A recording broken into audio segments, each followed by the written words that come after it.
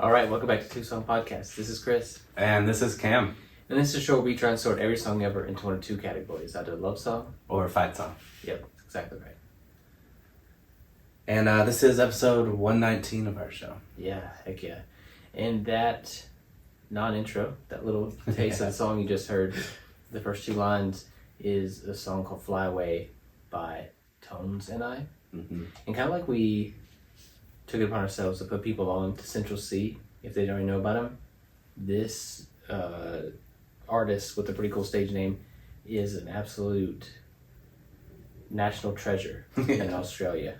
And I don't know, I think she has a couple hits that have reached the States, but I'll admit, it's almost criminal how little recognition she gets here. Mm-hmm. And this song is a little over a year old. It came out in July of 2021, but it's such a good one. And I think it's kind of having a little bit of a resurgence. And we've been getting a bunch of song recommendations, and we really appreciate it, and this is one of them. So, oh, nice. Yeah. Very cool. How about the intro? It's like, it seems like a cappella, like we're just going to start this song. Mm-hmm. And I think that's the effect. I think that's like the desired vibe. But if you listen to it closely, there's a little bit of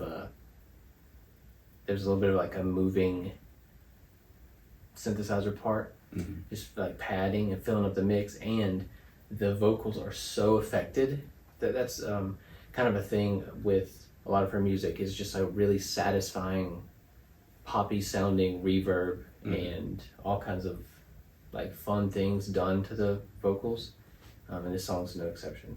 Yeah, definitely. But we also get to like hear her voice shine. Like she is clearly very talented Mm-hmm. vocally, and then it's just also utilizing these tools to like give it a more poppy feel or affect it a little bit. Yeah, well said. Because you're right, it is, regardless of what, it's so funny, what's being done to the music and what comes out, I think it's important what people hear. Like our brains filter out stuff, or our minds, or whatever it is. It's like probably a combination of both. But like we filter out stuff, so you might be like, I love that part where it's only her voice. And it's like, cool. Well, using studio magic, she had tricked you and made you think it was just like your friend sitting on the piano bench, not playing piano, Yeah. just singing. And that's cool, because like you said, it lets her voice shine. Mm-hmm. Well, I feel like we're already into it. It's kind Yeah, of, no, we didn't have an intro, so we're lost. Yeah. Well, I guess we could just, because it starts with a chorus, so I guess we could just do the chorus or do the rest of the chorus. Yeah. Maybe we shouldn't split it up again. So let's just hear the whole first chorus. Cool. Good idea.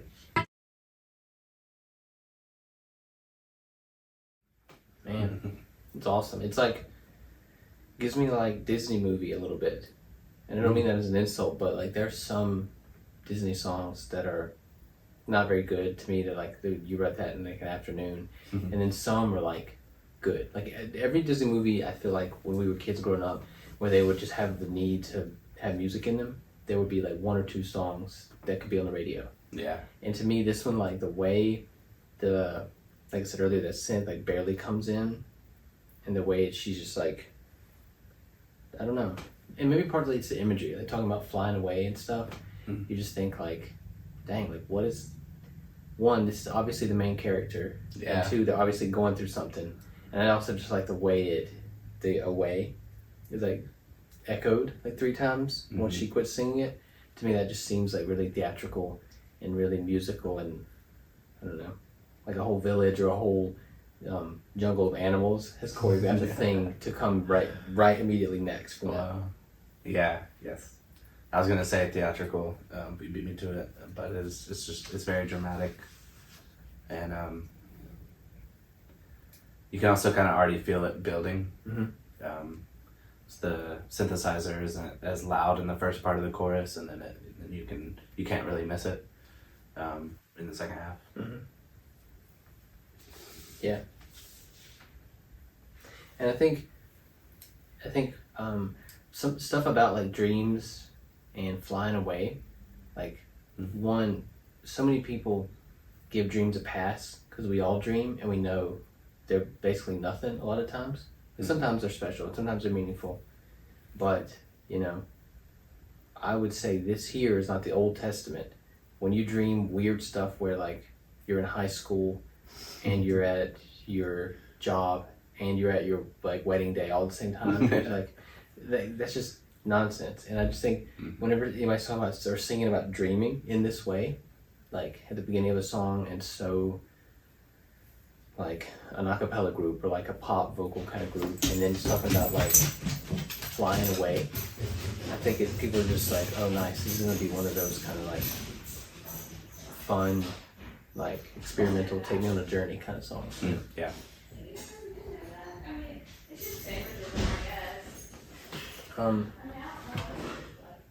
But she's kind of known for her like fun, upbeat like choruses and stuff. Yeah.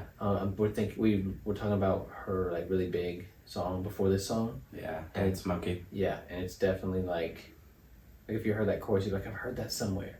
And to me, this first chorus, just the way to open the song, it doesn't really have the exact same energy like that she's known for. Yeah, it's true. It's pretty empty, you know, at least this version of it, and not very upbeat. Yeah, I agree. But maybe let's see if that changes. You want to hear verse one? Yes, let's do it. Dang, that's cool. Yeah, it changes a lot. You can't hear the synthesizer anymore, and there's just some really plucky guitar happening. It's a really like fun, satisfying verse. Like sometimes, I don't know, sometimes verses aren't that good. They're like trying to expose the story and like bring the listener up to speed and like catch them up and explain things. But this, I don't know, like you said, that plucky guitar, it's like an acoustic guitar and someone playing just a real like low on the guitar, like bassy but lead guitar part on the acoustic guitar, and so like moving all over. And at one point, like the drums, at the last half of the verse, the drums like really like start driving it. Yeah, I like the lyrics, and I am into the lyrics. I listen to this enough to get a sense of the lyrics, but to me, it's so like fun. It's easy to like miss it and be like, dang, dude, what? I know she said like something about here, but I don't. The music was so fun. I don't remember what she said. Yeah, that's kind of how I feel. But I really like how she fits in these one-syllable words at the end of some of these lines, like begin it, and that I fit in. Just like really kind of rushes those, but in a way that works really well. Yeah, it makes the parts of the verse really catchy because like it's easy to try and match that rhythm and like satisfying when you get it right. And I think people will be like, nice, cool. I'm a good singer too, dude. I also noticed there's a real Tom DeLonge thing on the second line. Is it only me out here? Like, is it only me out here? Or like, there's no division. And also she like chops it up funny, like the here is like a half a syllable short. Oh yeah. Which is cool because I was telling you that I don't hear really an Australian accent when she sings. I do hear an accent, but I won't call it Australian. Yeah. Just like an interesting accent. Yeah, it's like she sings different than I imagined she speaks, being from Australia. Yeah. It's funny too that you said Tom DeLonge, because it happens again, maybe, I can't remember exactly where she kind of squishes a couple words together and a word doesn't get the whole of how it's usually pronounced. And for some reason that made me think of Billie Eilish. Like she'll just kind of squish stuff together sometimes. Yeah. Huh. And I wonder if that's just a sign of pop music, to be like, this person is great at what they do and everybody knows their stuff and loves their stuff. Like, if I can write something that has such a, like, kind of like squared off beat, and I need to fit it in there, that's good. I can like kind of do that thing that a lot of people like, that little extra thing a lot of people are doing. Yeah, like you know what the words are. If I just say part of this word. Yeah. Yeah, for real.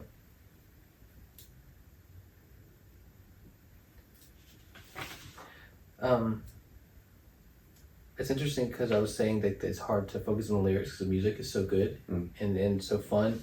And by the way, I feel bad because a lot of times we'll separate music and lyrics, but by definition, singing is music. So it's tricky. Like, I think one thing that contributes to what I'm talking about in this song is she sings them in such a fun melody, like so confidently, then a random falsetto, then so confidently, then like a fun pronunciation that you can't like not hear every time it comes back around, and then like another falsetto. So it's like so much, just like ear candy in a melody. But to me, the verse relates really nicely to the chorus. Like thinking about the one to fly away and not put up with this, whatever this is, or be here for this, or wherever here is and this is. And then the verse is a lot of the same stuff. Like, I went on my own. I don't need anybody. I don't want to even be like them anyway. Yeah, And looking for a place to begin it, like kind of start over. Yeah. Yeah, I really like right after that, standing on the line I was given. We were talking about it being theatrical and dramatic, and that just makes me think of like hitting your mark, like in a play. Or, Oh yeah. on film. True. They Yeah. have marks too, but it's just kind of a different way to say it. You know, standing on the line I was given. And it could be taken different ways too. It could mean like standing up for something. So it's cool because we don't know exactly how she meant it, and kind of makes you wonder. Yeah. Oh, that's neat. Cause yeah, now that you mentioned that, I was kind of thinking it was confrontational. Like, this is where I draw the line, but it's not that. I don't think because it's given. So I think it's more what you said. Like this, all right, just come here. Don't deviate from the script. This is your mark. You know, you're playing like chorus member number 7. Just get right there. Yeah. Dang, that's cool. Yeah, and then people stare and ask me why I'm here. Dang, dude. Yeah. That's a harsh lyric, but harsh is in like you might not would say that to someone else, but you'd say it to yourself. You know, like people are like, dang, you would be so mean and cruel if you said the things you said to yourself to others. Why do you treat yourself that way? Kind of like people stare and ask me why I'm here. Like, yikes. Most people don't talk about that. They keep it that to themselves. But yeah, which gives it an honesty, yeah, vulnerability. And then do we just have like a bridge of sorts, or just kind of a maybe a pre-chorus, I guess, because it's a little short thing, and then it leads perfectly into what we heard as the very beginning, but it's styled differently. Yeah. Cool. You want to hear both of those together? Yeah, I think they work nicely together.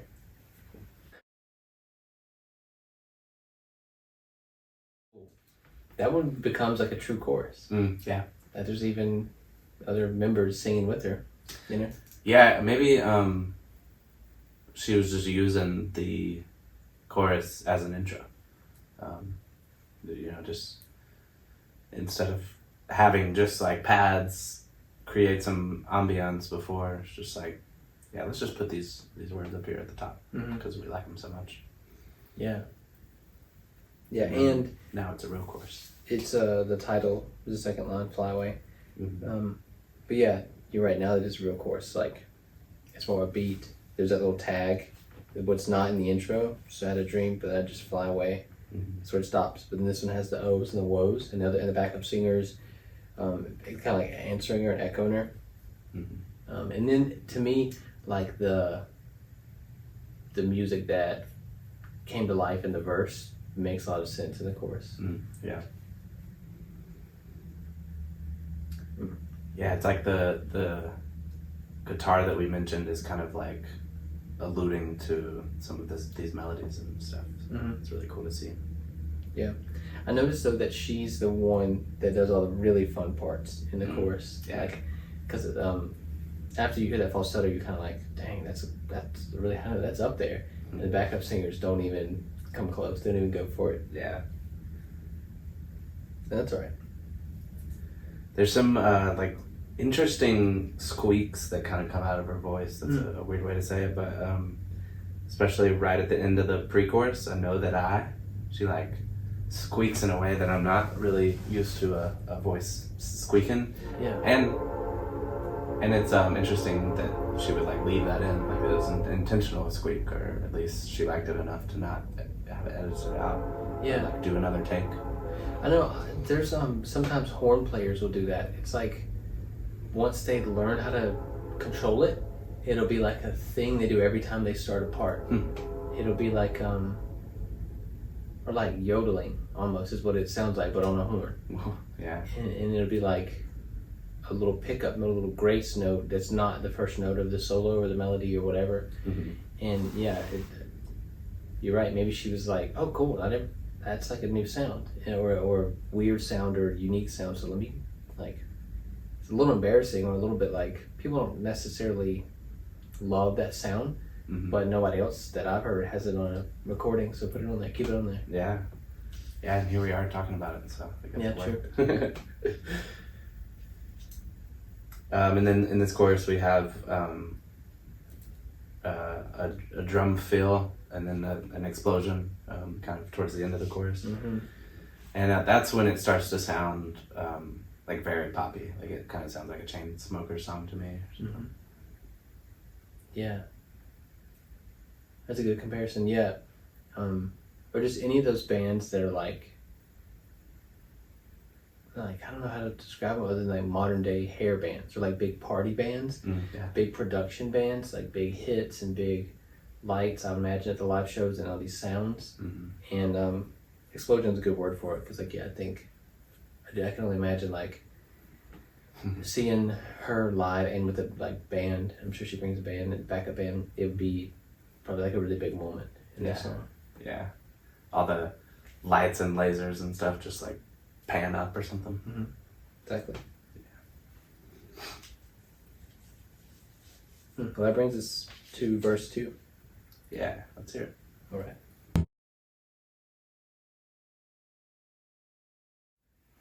Wow. Yeah, that's a good verse right there. Yeah. You know, we've kind of had the build up and the explosion, so it seems like a good time for the good verse. It does. And this verse to me is like real, like gospel. Just something with the backup singers, like doing like humming sounds while she's making that point, while she's letting those lyrics fly. I think that's so neat. I spent a lot of time growing up seated in a chair with an instrument waiting for the chorus kids to get done. You know, we like to go back and forth, or they would do the first half of the concert. Those were agonizing. And then we do the next half. And not to make fun of them, but just like we would be warmed up and then sit for an hour, then have to play, with no other warm up. And, but I say that a lot of times I notice in like a choral arrangement, they're very, very, a good director anyway, or a good choir is very, very aware of which soloists need to go where to like build up momentum of the song. Like, if you're there at a chorus concert, you hopefully have the attention for a chorus concert and you like chorus music. So putting your best soloist in the very beginning doesn't make a lot of sense because it like slows the momentum of the song. And to me, that saying that because the second verse seems like that to me. Yeah. It's the same soloist, obviously, but it just, the lyrics are so good.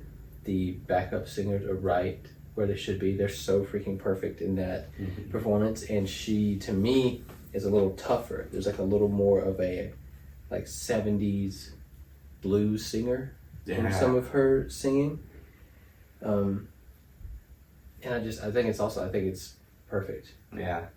That growl in I'd Fall. Yeah. The way she growls the I'd is like the best part of the song. So cool. Like, yeah, the choruses are good, but she did that on purpose. Yeah. Yeah. And it's kind of like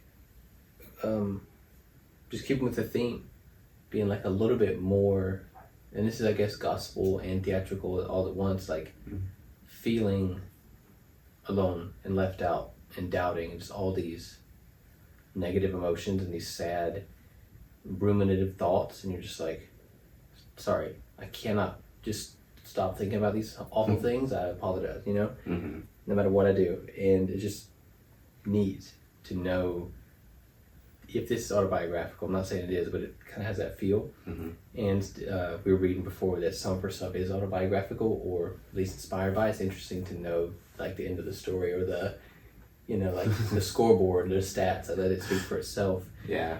You know, after the fact of this song, because I think every artist, every person, but certainly every artist has these feelings, and then to be like, yeah, no, because I'll just doubt myself.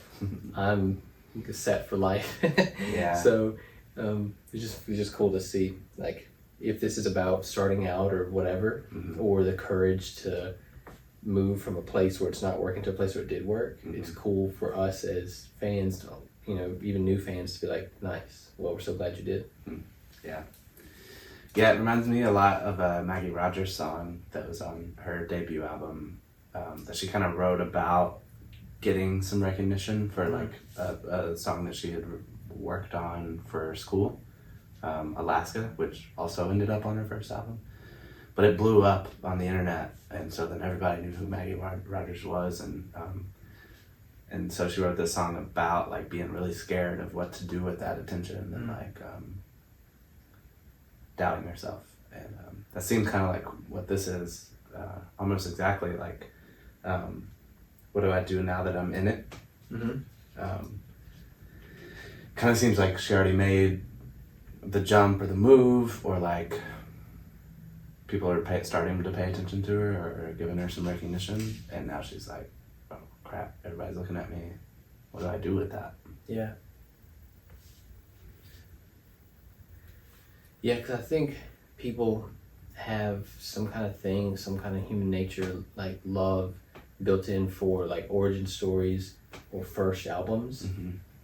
And a second album or follow-up album, I mean, all those stereotypes exist for a reason. Mm-hmm. Like the artist took from like realizing they liked music and could play music to the first album being out. They took all of that time. Yeah. And most artists take like, I think an average of 3 years between the first album and the second one. Mm. It's just not going to be good. Yeah, I always can't be good. Can't told be as good. myself, if I ever like wrote albums, I would just hold a bunch back and pretend like those are all the songs I have, and then release other origin story songs, just because I'm just so aware of so many artists that were just great one album artists. That's a great idea. There's some artists I was thinking of recently that I'd like wondered if they did that. I wish I could remember who it was. Because that's a really good idea. Just like get more ready than you can put on the first album, so that you have some of that to add on later. Mm-hmm. But then there's some, it seems, that just genuinely get better. Like you compare where they are now to their beginning stuff. I know this is a serious episode and a serious song, but Bo Burnham comes to mind. Yeah. And Bo Burnham is an actual artist, and originally he was just a YouTube fan. Yeah, just like a spoiled kid on YouTube. Mm-hmm. And I don't know. I do love the way the song hits, and I love how emotional and dramatic it is. But I just know that her breakout hit, you know, it's not like this one's going to top it anytime soon. It may eventually. But I would say artistically this song is better. So I don't know. But it's interesting, yeah, to be able to like tap into that. Yeah, and probably be scared if you'll be able to like keep doing it, especially if you have this global, multi-billion streaming song. To like wonder if that was just like some weird chain of coincidences and didn't really have much to do with you, or if you can just like keep doing that. Yeah, I think that, yeah, it'd be rough. I think that's what it is for a lot of folks too. Is like, I put so much into that, I don't know if I can do it again. And people are scared of being a one-hit wonder. Yeah, and I would say rightfully so. I mean, don't get me wrong, being a one-hit wonder would be better than being like someone you know somewhere that kind of did music but they didn't really do it hard. They weren't consistent with it. It's like, dude, that person would kill their whole family to be a one-hit wonder. Sorry, I said this was a serious episode, but this person would do whatever, make whatever deal, trade whatever to be a one-hit wonder. Because you can have 2 houses and a car collection on one hit. A lot of people can. Yeah. And especially with these numbers. Yeah.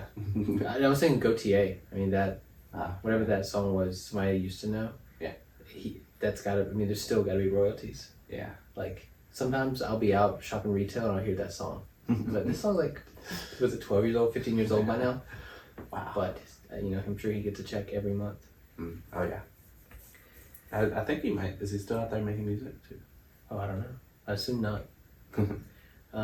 But like you said, it's probably a big, like, double-edged sword of like, man, this is awesome. Like, I worked for this. Yeah. I don't know that I deserve it, but nobody really deserves it, and I'm happy for it. And then being like, can I sustain it?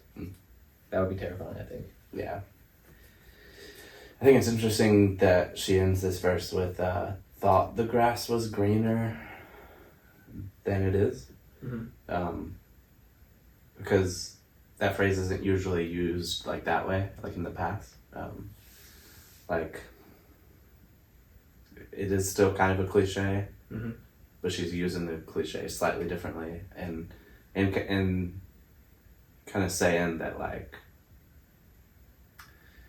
she bought into the cliche and realized, like, oh no, I'm still just out here. I'm still just a person, and now I live here, and I have a bunch of money, but, like, it was fine where I was too. Yeah.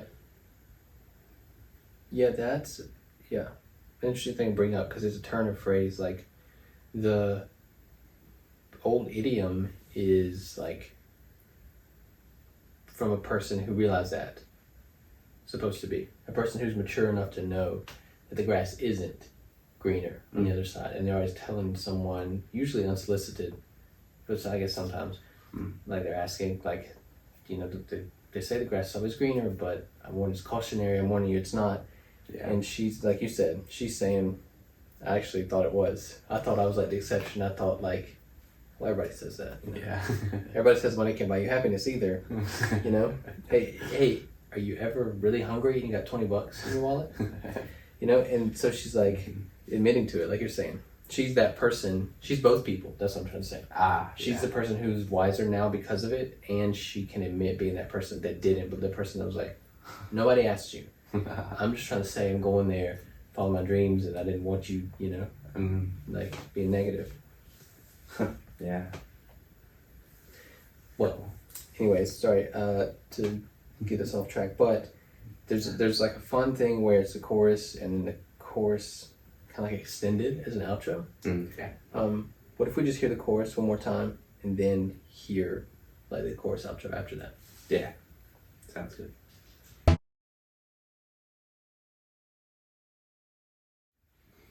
Man, it's cool.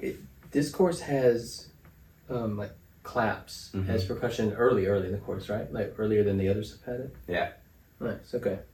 It's cool because it kind of speaks to the momentum still getting better and still being like a gospel. I mean, I know that she's Australian, but I'm picturing Forrest Gump at church, because that scene, the music is so good in that scene. Yeah. Even though he's talking over parts of it, but it just sounds awesome. It seems fun. Like, it just seems like a whole group of people that can all sing and they all have rhythm. Yeah. Which not everybody has. A lot of singers that don't play other instruments or late a lot, like just not right on where you want them to be. Yeah.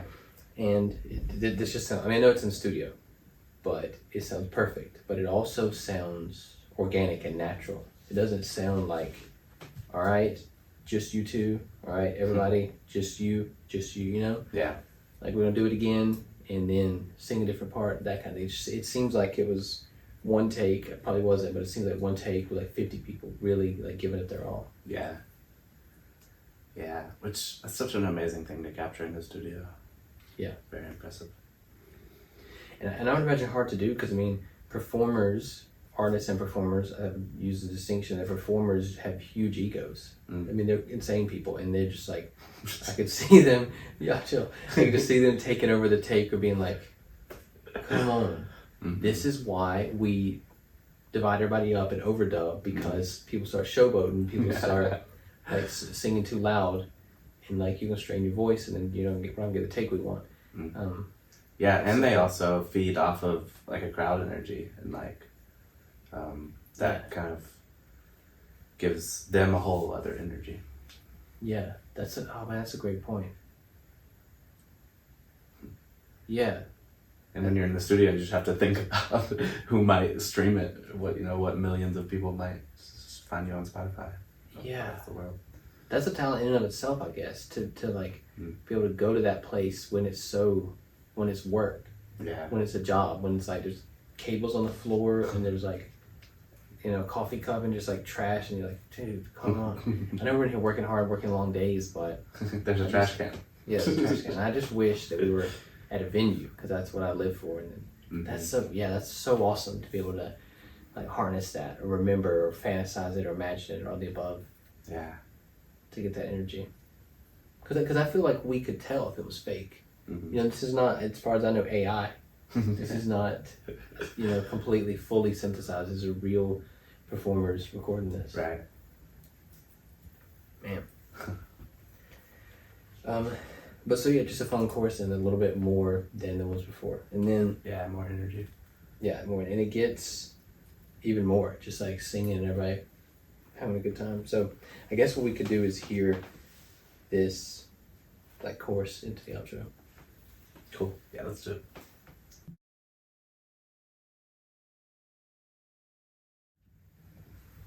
Dang, very cool. Yeah. How about the way that I know it reminds you of the Ed Sheeran guitar from the verses is in that chorus right before the full-on outro. I know, it's like it's bringing everything back together. That's awesome when a song can do that. But like you said before, we heard it, also it's bringing more and more energy to kind of end the song. Man, and I love that there's just like everybody like fly away, because it sounds so good, and she's getting to like be featured, and they're fly away like echoing her. Yeah. You remember when Disney Channel had a whole thing about the Lion King music, and it was like all the stars that we grew up with watching on Disney Channel, they were all teenagers by this point. Yeah. And they sat in this big room. Some of them sat, some of them stood, some of them were very, very good, some of them were very, very bad. Yeah. And they sang, pretty sure they sang Circle of Life. Yeah, that sounds right. That's like kind of what this reminds me of. Like they were all in there, and it was like, wow, can they all sing? And there would be moments, and you would go, no, they cannot. No, not all of them. How did this happen? Who okayed this? Yeah. I don't know, but any like I said, the scene for Forrest Gump, or just anytime, or like a super group. I haven't used that word in a long time, but just anytime you're like, man, it's so cool that all these people can get together and give a good, genuine, honest performance without egos. Yeah. Or like a great Super Bowl halftime show. It's kind of like that too, like where people come out and they can let their song trail off and let another artist, and then they can do a duet, and then and it keeps stacking people. It's so cool and special when it works. Yeah. Yeah, and it definitely is working for this song. Yeah, it is. And I just thought about it because you said gospel again, but there's obviously I'll Fly Away, which is a very spiritual song. And I don't know if they sing it in Australia, but surely she was familiar, and it's just interesting that this song ended up so spiritual sounding, so like a gospel song or something. Yeah. Well, do you want me to go first? I mean, I picked it, but not really picked it, but but first I just also want to mention the outro. It sounds like more lower manly voices, just kind of with ums. Yeah. That's just a really fitting outro that I wouldn't have really thought of for this song, but it's a cool way to end it. Yeah, I love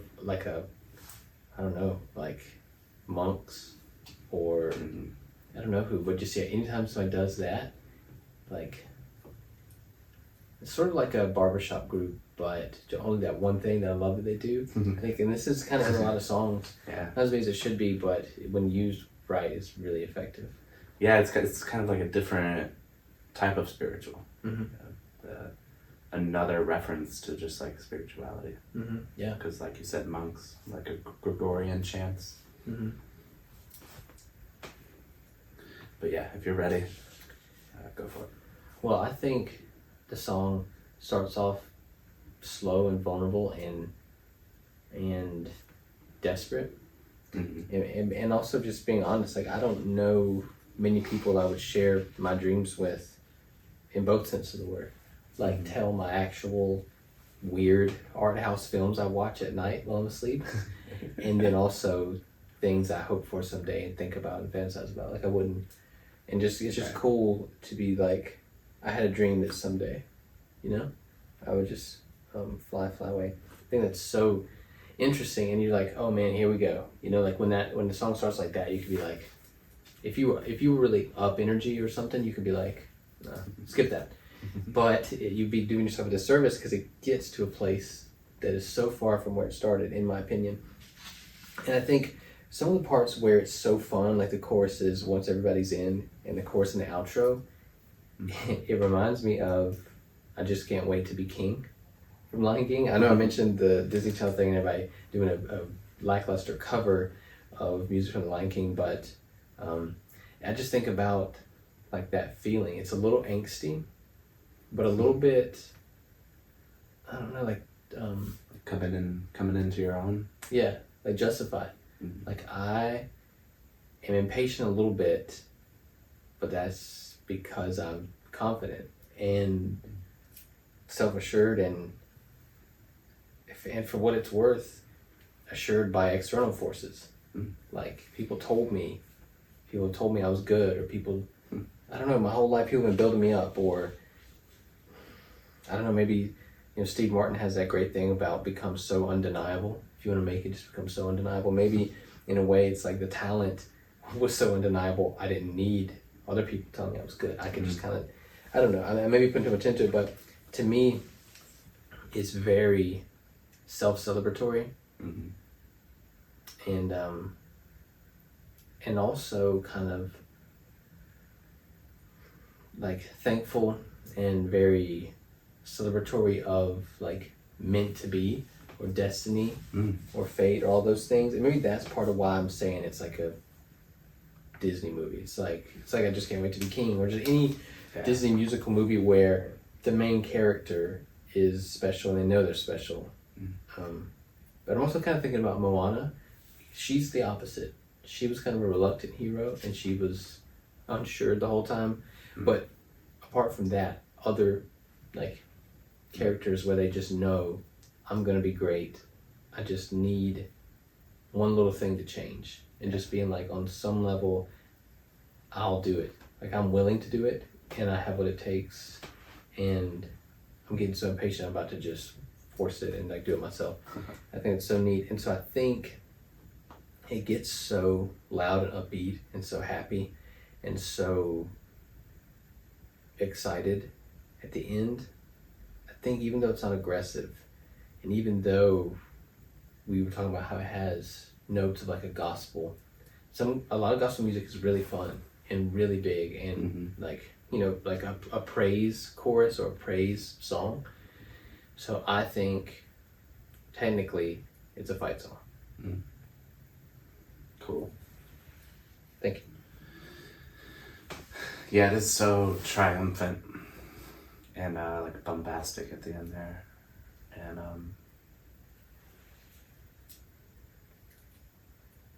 we talk a lot about like braggadocious and that and crossing over into a fight song.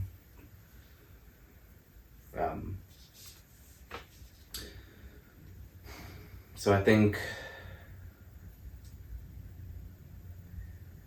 the intro, which is, you know, pretty empty and low energy, it's very brief and it's working up to all these like triumphant parts. And if I had to pick like what it's for, it's kind of like fighting for what she always thought like was hers. So I think I also have to say Fight Song. Cool. And like celebratory too, in like I'm doing it, I did it, I'm here, and I'm fighting for my career. Cool. Yeah. Nice. Thank you. Of course. Well, hopefully, people are like, "Oh yeah, I've heard of her. I didn't know that was her stage name, but cool." Yeah, I didn't know that song was called Dance Monkey. Yeah, I definitely 'Cause didn't. I didn't. But like you said, her name is Tony, so it's cool. Tones and I to be the stage name. But yeah, and an Australian pop like megastar. Yeah, she's huge globally. She's kind of a big deal. Yeah. So yeah, keep recommending songs, and I hope y'all Please. are into that one. And let us know like what your thoughts are. Let us know like, dang, you guys are late. I've seen her 9 times or whatever. Yeah, just reach out. Yeah, yes, please. And thank y'all for recommending it, and for listening to us and looking at us. Yeah, thank you. We appreciate it. Cam, thank you. Yeah, man. Thank you. Of course. We'll talk to y'all again next week.